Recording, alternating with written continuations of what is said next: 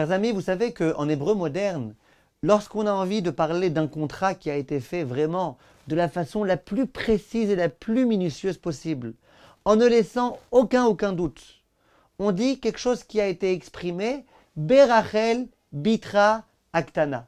Par Rachel, ta fille, la petite. À quoi on fait allusion? On fait allusion à quelque chose de très simple. Au moment où Yaakov a dit à Lavan, qui était prêt à travailler pendant 7 ans pour obtenir sa fille, il n'a pas dit « je veux simplement travailler pour toi et tu me promettras Rachel ». Il a dit « tu me donneras Rachel, ta fille, la petite ».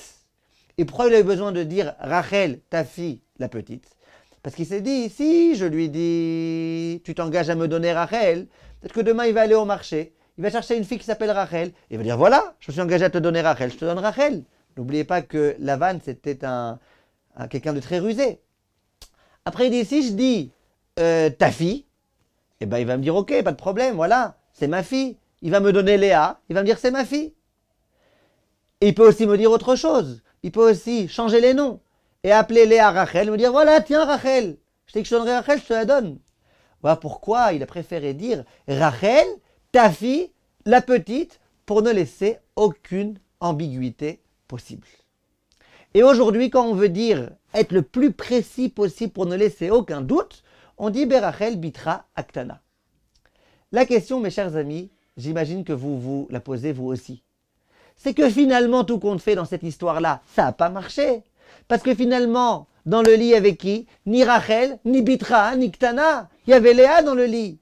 Yaakov, il a eu beau dire tout son Rachel et son Bitra, son Ktana, faire tous les stratagèmes possibles et imaginables, essayer d'être le plus précis et le plus concis possible, ça n'a pas marché.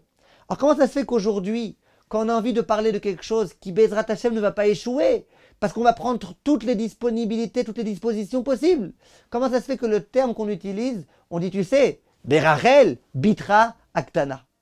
Bonne question. C'est qu'en fait, dans notre subconscient, on a envie de bien se rappeler qu'avec tout ce qu'on fait, tout ce qu'on essaye de mettre en marche, tous les projets qu'on a, tous les meilleurs avocats qu'on va chercher, tous les contrats qu'on écrit avec des tas et des tas et des tas de clauses, avec tout ce qu'on essaye de faire, en s'imaginant que peut-être que grâce à ça, au moins ceci et cela, etc. Après tout, on veut bien se rappeler que finalement celui qui gère le monde, celui qui régit le monde, c'est Akadosh Baruch Hu. Et que tu peux écrire ce que tu veux dans ton contrat, ce que tu veux, ce que tu veux, ce que tu veux. Si finalement Akadosh Baruch Hu a décidé que ça se passerait différemment, ça se passera différemment. Et ça, le juif, il doit toujours s'en rappeler. C'est sûr que pour ma part, il faut que j'essaye de faire des efforts, il faut que j'essaye de mettre des clauses claires, il faut que j'essaye d'éviter tous les problèmes, toutes les confusions. Mais il ne faut pas que je pense que sous prétexte que j'ai pris le meilleur avocat et que j'ai écrit le contrat le plus précis possible, eh bien que c'est bon, ça y est, je suis tranquille, j'aurai plus aucun problème. Parce que si Hachem décide qu'il y a un problème, avec toutes les clauses, avec toutes ces choses-là, avec le contrat le plus circonstancié possible, tu pourras avoir des problèmes. Et ça, c'est ce qu'il faut absolument qu'on retienne dans notre vie de tous les jours. Un jour, j'étais à un mariage d'une élève qui avait investi des sommes faramineuses pour son mariage. Ça faisait des mois et des mois qu'elle le prévoyait, dans tous les moindres détails. Je suis arrivé dans ce mariage-là, je vous assure, il y avait au moins 20 caméramans. Il y avait 4 drones qui étaient comme ça en train de voler pour filmer toute la scène. Tout était hyper précis. Tout avait été programmé. Et puis elle avait dépensé tellement d'argent. Sous la roupa, au moment où le Rav commence à faire la bracha, problème de micro. On n'entend rien. Rien du tout. Et puis quelqu'un met son pied sur le micro, et puis on n'entend pas, et on entend et on n'entend pas. Et puis finalement, il s'avérait plus tard qu'il y a eu aussi des problèmes avec le caméraman et que pas tout a été comme il fallait. C'est pas grave.